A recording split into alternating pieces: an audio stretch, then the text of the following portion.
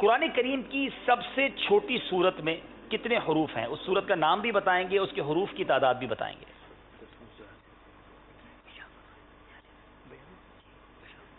قرآن مجید کی سب سے چھوٹی سورت سورۃ الکوثر ہے، اس میں 42 حروف 42 حروف ہیں سورہ کوثر قرآن پاک کی سب سے چھوٹی سورت۔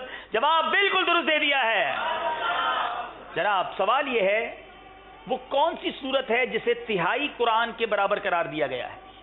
1/3 قرآن کس سورت کو کہا گیا ہے؟ سورۃ اخلاص۔ سورہ اخلاص کو تہائی قرآن کے برابر قرار دیا گیا۔ جواب یہ بھی درست دے دیا ہے۔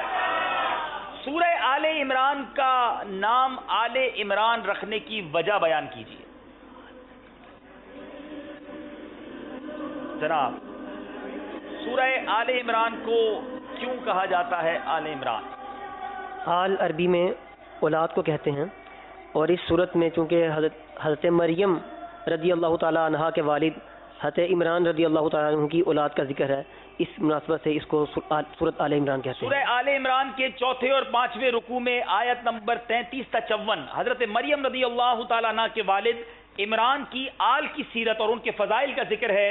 اس مناسبت سے سورت کا نام آل عمران رکھا گیا۔ آل کے معنی اولاد کے ہیں۔ جواب بالکل درست دے دیا ہے۔